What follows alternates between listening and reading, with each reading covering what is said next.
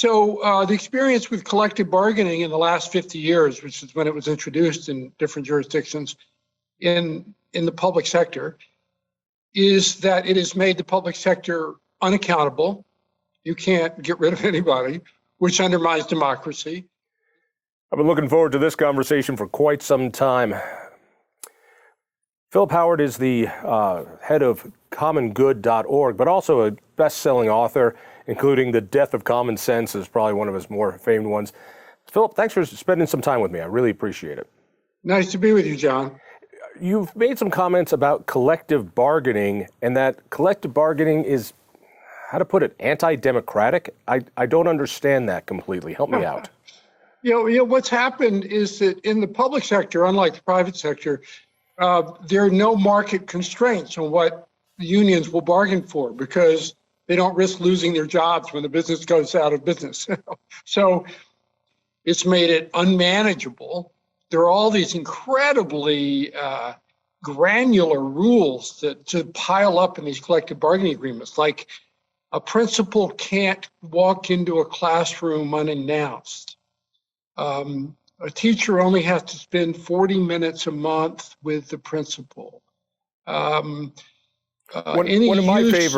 of my favorites was, I think it was a couple of districts in Michigan. A teacher could go to school drunk and high on drugs up to 5 times before he was relieved of duty. But if he missed his dues payment to the union, he would get canned on day 1. Well, so that's typical. So these things are really selfish. I mean, there was a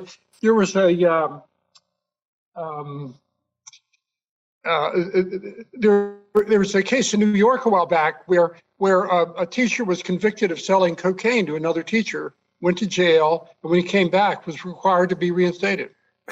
It is insane. Even at our transit agency, where I was once the chair, the union contract required that we pay for pool tables in all the bus garages, so that the workers, instead of going home in between shifts, could play pool.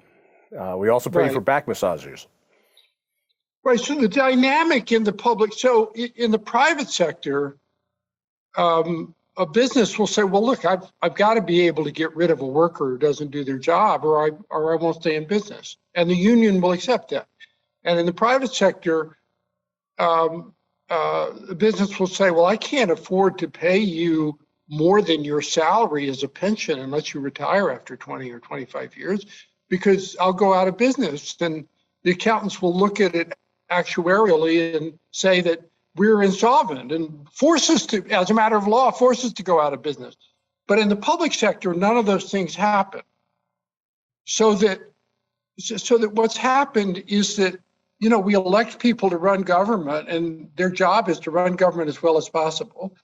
And public employees supposedly have a duty to the common good. They're supposed to be working for us. And instead, what happens is that these rights pile up, one contract after another, and government becomes literally unmanageable. We did a study here several years back at the Independence Institute. We wanted to see if we paid college teachers the full benefit package. That is, if we took what they were promised in their pension and had to go out and buy a private plan that would guarantee that pension, how much more would we have to pay them up front for them to buy that plan, or even to collectively buy that plan? And it came out that we would need to raise their salaries by about 30%. That was just for their retirement alone. And so when teachers say, look, we're underpaid, we never seem to add in those benefits that come along with this that are just delicious, that you get paid 80, 90% of your top year salary for life and healthcare benefits. No one in the private sector can match that. Right. And so the thing that we're doing with this paper that we're working on, everyone has known now for years that government is inefficient, that it's hard to hold people accountable, that pensions are not really affordable at this level, and such. But no one's really looked at it from the standpoint of, well, what does it do to democratic governance? And, we forget that democracy is basically just a process of accountability. We don't like the way somebody's running the state of Colorado. You elect a new governor, or the city of Denver or whatever, you elect a new mayor. But we sort of assume that they have the authority then to run the state and to run the city. And the reality is, under these agreements, you really don't have the authority. You have the authority to negotiate with unions when their contracts are up, and that's not really a strong position at all. Also, first of all, that's not contiguous with the term limits. So right. You get elected governor, and there's a contract in place. Secondly, the nature of collective bargaining is that it gives enormous political power to the unions because they can collect dues. There are more public employees than there are any other employment group. 22 million people in America work for the government at all levels of government. It's by far the largest employer. So if in any jurisdiction they have collective bargaining power, they only have money. They actually control, and one union leader actually said this. He said, one of the great things about us is that we get to elect our own bosses. They become the leading contributor to the campaign. So none of these rights ever get clawed back. And can I add this as well, which is government is unmanageable. There's another side too, which is the employee side, the worker side, a civil servant side, that they are bound into these agreements where they're treated the same. They're not treated as professionals, as individuals. They're not free agents to negotiate their own contracts. And if you look at any salary schedule, for instance, in education, you don't get paid by your merit. You get paid by how many years you've been there and how many degrees or certifications you've earned. And so if you have a star teacher, you can't pay them more. If you have a lousy teacher, you can't pay them less. It's an insult to these folks who consider themselves professionals, but get treated like the lowest factory worker. Yeah, I would argue it's worse than that. I think there are studies that would say that people are past a certain income level. People are motivated more by pride and camaraderie and things like that than they are by money. However, in government, and there are lots of studies of this, the fact that that there's no accountability, if you're a worker, that their job performance doesn't matter, you might as well inject a depressant into the air because it's just almost impossible to maintain a sense of energy and excitement and pride when there are people all around who are not doing their jobs, and you don't need to do your job. It's a terrible thing. Paul Volcker had 2 commissions on federal civil service talking about how discouraging it was to workers to be in places where people who didn't do their jobs just kept getting paid and kept showing up. Let me use that as a segue to this.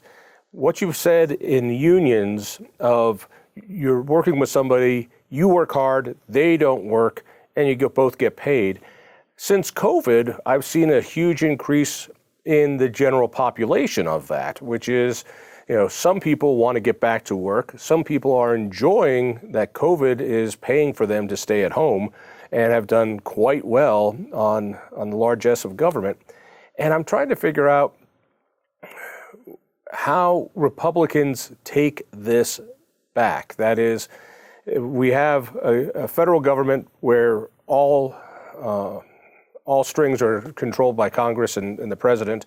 Here in Colorado, same thing. Both branches of our legislature and the governor are very progressive. And it doesn't seem like the Republicans have offered us much of a choice here, or have they? You've got some strong opinions on this. Right. Well, I'm a registered independent, so I just want things to work. And I've worked with presidents of both parties and such. But I think it's fair to say that the Republican Party at this point has no affirmative governing vision. They're opposed to the loonies on the left. They're opposed to, defund the police or whatever. Or wild taxes, wild regulations. Yeah. So they're, but they're not for anything. There's no affirmative vision of government. So I was tasked last year by the Republican Policy Journal called the Ripon Forum to give a proposal about what a Republican platform should be. And I think it shouldn't be to get rid of government. I understood the motivation behind the Tea Party, but it didn't have an affirmative vision either. It's just to get rid of government. We're not going to get rid of government. We need it for too many things. So I have I have one overarching principle, which is that everyone, including government officials, should be empowered to take responsibility. And other people ought to be empowered to hold them accountable. That's the way government ought to work. That's the way democracy is supposed to work. Wouldn't people argue that that's what we have right now? If you're not doing a good job, I'll vote you out? Yeah, no, but it doesn't work if the person you vote in has no authority. So you elect the mayor of Minneapolis, who appoints a police chief, and the police chief not only doesn't have the authority to fire Derek Chauvin, who killed George Floyd, doesn't even have the authority to reassign him. So you elect people who are just hollow figureheads, because collective bargaining agreements and the pileup of laws over the last 50 years have disempowered democratically elected officials from doing their jobs. So that's number one. You really need to get rid of the collective bargaining agreements and restore the authority up and down the line. A teacher needs the authority to run the classroom. You can't maintain order in the classroom right now if you've got to go to a due process hearing every time a parent complains. So number one is restore the authority of people to do their jobs. Number two, authorize spring cleaning commissions. The red tape for everything. You can't get a permit for the simplest things now. Everything is illegal. So we need to appoint spring cleaning commissions with the job not of getting rid of government, but just simplifying everything and making it so that things can work. And the third thing is we've got to put boundaries on lawsuits. We've now gotten to the point where we accept the fact that anytime somebody doesn't like something, they threaten to sue. That violates my rights. Well, what about my rights? Some parent, that says, my child got suspended because he was throwing a pencil at people. It violated his rights. He needs a hearing. You say, well, no, what about the rights of the other kids to learn? You have to restore. When it comes to lawsuits need. We forget that the defendant, yes, it's the government, but it's also the taxpayer as well. And so failures of government cost taxpayers in lawsuits as well. Well, let me go through your three basic points. First of all, to restore authority, if you are in the private sector, you have a fair amount of authority over your operations. Less and less so as the regulatory blob continues to take over your decision making. But there's one federal government. Here in Colorado, we have one state government, but we have some 800 cities, nearly 200 school districts, thousands of special districts. When you add it all up, it comes to over 5,000 governmental entities. So when you say we ought to return authority, I agree. How? It's not that hard, actually. You get rid of the things that have gotten rid of authority. So collective bargaining agreements are one aspect. And you ask at every level of government, do these people have sufficient flexibility to do their job? Do the cops have sufficient flexibility? Do the teachers have enough authority to actually run the classroom? And whatever gets in the way should be pared away and it should be replaced by accountability. I mean, you don't need lots of red tape if people can be accountable for how they do. I'm trying to think about how we get from here to there, and that there's only one way. Which is There's what? only one way. You can't go into the state legislature and say, let's talk about how we run classrooms. I mean, you'd be here for 10,000 lifetimes, right? It would never work. So you do what happens periodically in all governments, if they want to work, is you appoint a independent commission to be in charge of, bureaucracy in schools. And they come up with a proposed simplified code that gives people back the authority to do their jobs, and the legislature either enacts it or not. How would you feel about, let's go to the highest level. How would you feel about a constitutional amendment that barred public unions? Well, we are going to argue that public union collective bargaining has undermined democracy to such an extent that they should be declared unconstitutional by the Supreme Court. I mean, one of the problems with a constitutional amendment is it requires a vote of political leaders. Right. And the public unions are by far, I mean, exponentially, the most important interest group, the most politically powerful interest group in America. So basically, an amendment is not politically feasible, but perhaps a Supreme Court ruling. On what grounds would it be unconstitutional? That democratic governance can't work if you've eliminated, for example, accountability. Democracy is nothing but a process of accountability. You elect people to run things, they do a good job or not, and you elect somebody else to run things. If they no longer have the authority down the chain to elect new people, then that accountability doesn't work. Madison talked about this. He said there must be an unbroken chain of accountability from the president down to the lowest level, and we've completely broken that.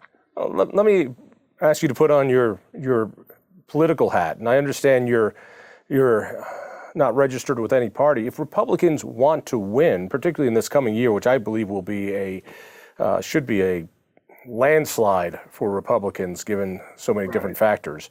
Right, but that's more of a negative vote on the Democrat. Yeah, I agree with you.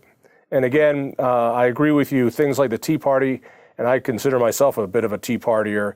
You can't just be angry. You have to change something. And I'm wondering, do you really think Republicans could win and sell it if we said we are going to destroy collective bargaining agreements on the public sector? I think that would be a tough sell. I love the idea. I just have a hard time seeing it getting implemented. Why?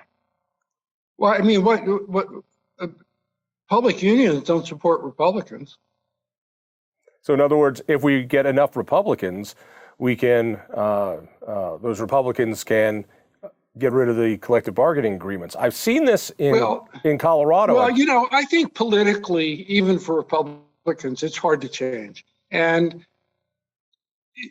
the dynamic is this. When jurisdictions have tried to take on the public unions, like a local school board or something, and this happened in Louisiana a few years ago, it's not just the local union who opposes these changes.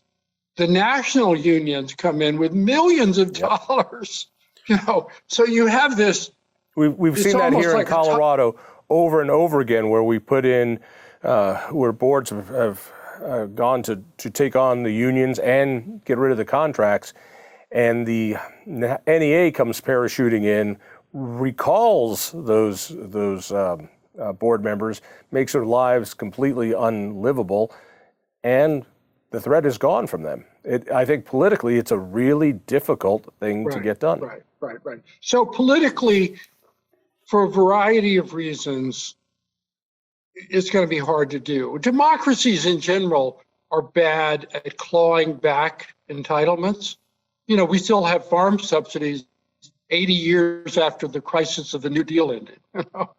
So, so it's just not practical to do. I mean, politics really changes things really only when there are front page scandals, or real crises of some kind. And what the public unions have done, which is clever, is that when they have their collective bargaining agreements, they don't make the salaries be out of proportion because most Americans understand salaries. What's out of proportion are these crazy work rules that make it unmanageable.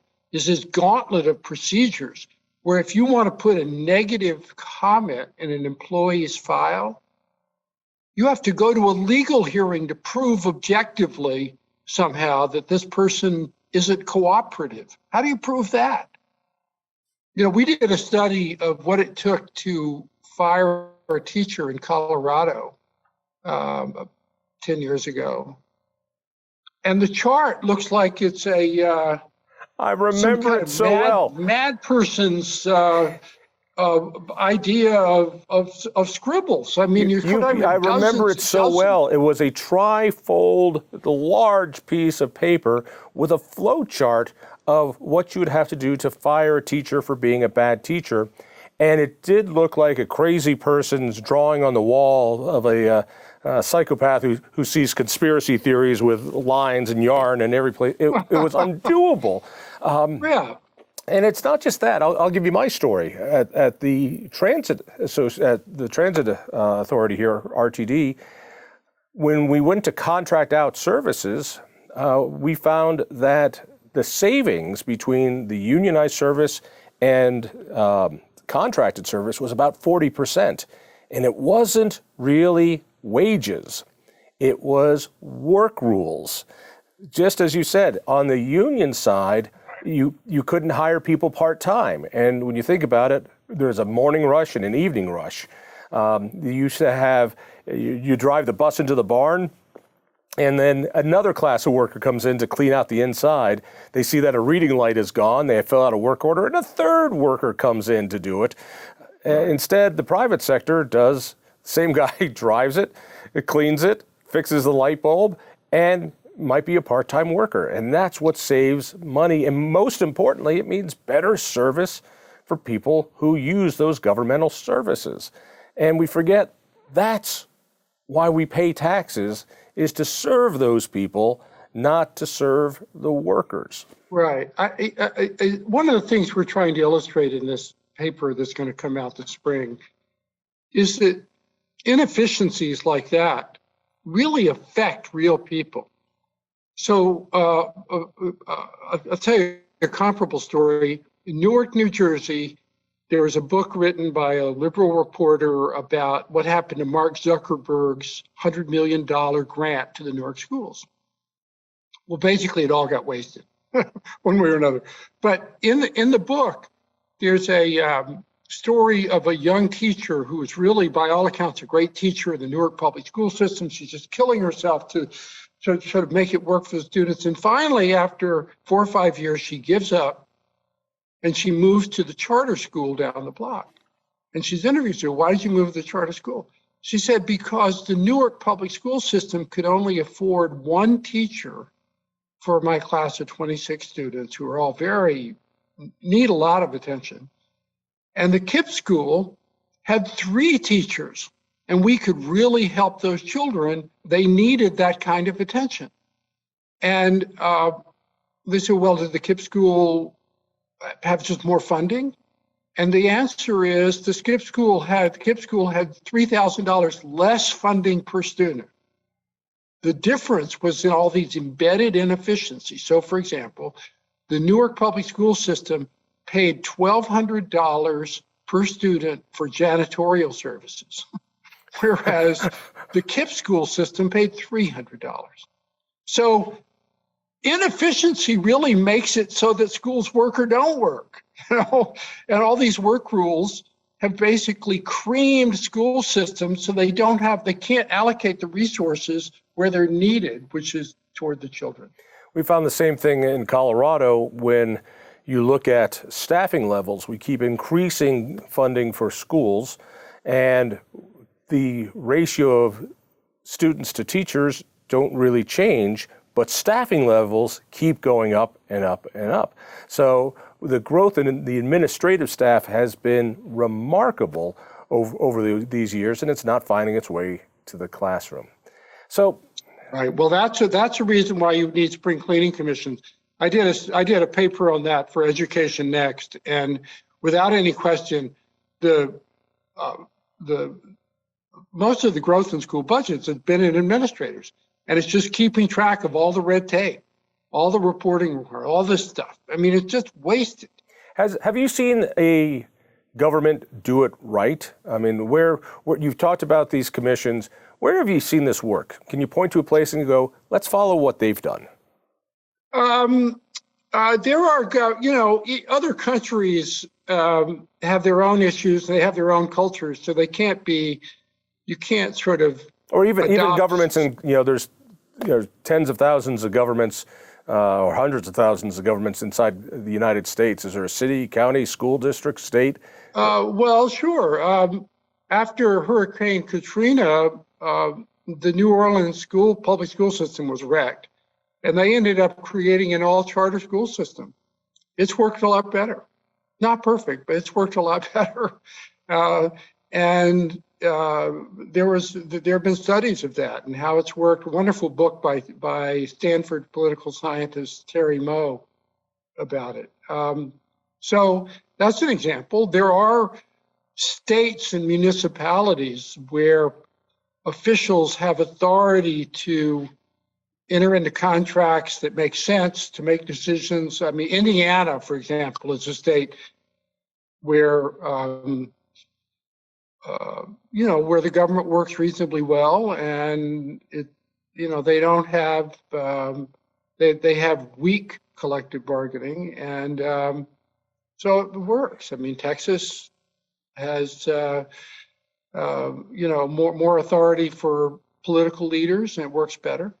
I like the idea. Mind you, I'm not looking forward to saving education by destroying communities with hurricanes first.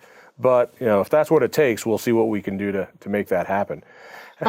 Hey, Philip, I want to thank you so much. And again, point people to commonsense.org for these. Commongood.org. Commongood.org. Commongood.org.